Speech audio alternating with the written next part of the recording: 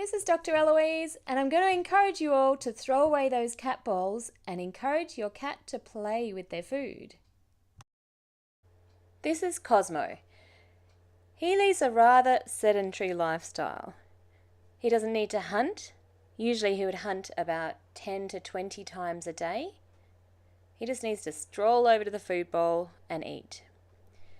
Some of his hobbies include staring out the window, dreaming about the things he could kill, lying in unusual positions that seem completely uncomfortable to me. He does enjoy playing. So here he is playing with Stripey. And you can kind of tell they're practicing their hunting skills. Cats are predators, so they usually spend a great deal of their time hunting, up to 20 times a day, with about 50% of those hunts being unsuccessful. In this simple activity, all they've got to do is go and find their food in boxes. So we could spread these out a little bit more, and for cats that are solitary feeders, they prefer to actually eat away from other cats. So I could hide these all around the room, and then they need to choose which box to go and explore first. This one's slightly more advanced. I've just got a plastic container and put a piece of paper over the top, sealed with an elastic band, and the idea is that he's just got to punch a hole through the top and rip it apart. It's a little bit like ripping the guts out of a mouse, say, and see he's taken it off to his little hidey hole to eat.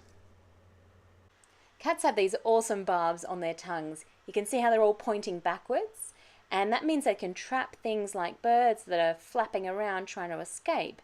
But it also means they can easily get a feather or a bit of string stuck there, and then they end up swallowing it by accident.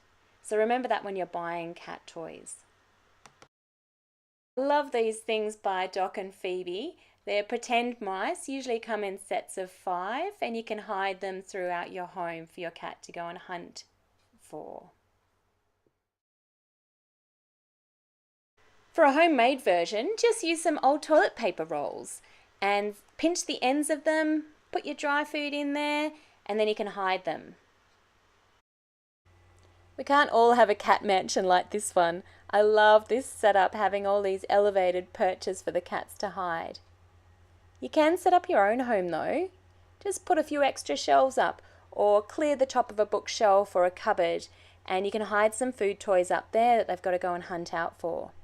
Our next video is going to be about providing a cat-friendly environment, particularly for multi-cat households, so stand by for that one. This one's called the IQ feeder.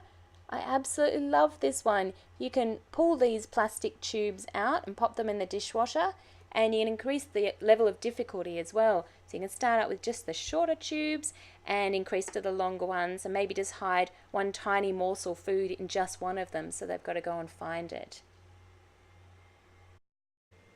Back to homemade toy ideas. You can make your own one of these tower feeders just by using paper towel rolls and toilet rolls and just strapping them together and putting the food inside.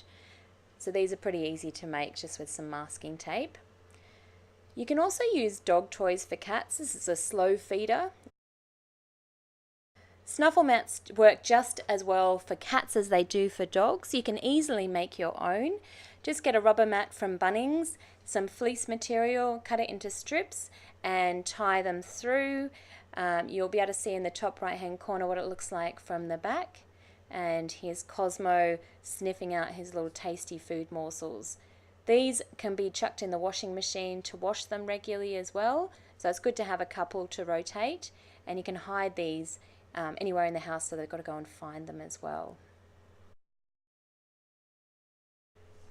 This one's super simple to make. All you need to do is cut some holes in the top of a box and seal it over and pop the food inside.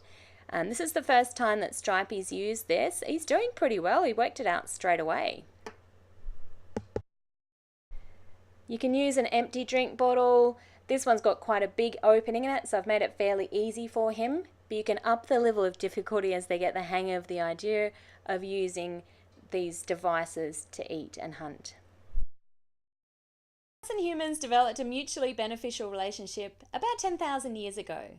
The difference is now they don't need to hunt our mice. We see so many more overweight cats than I'm sure there used to be.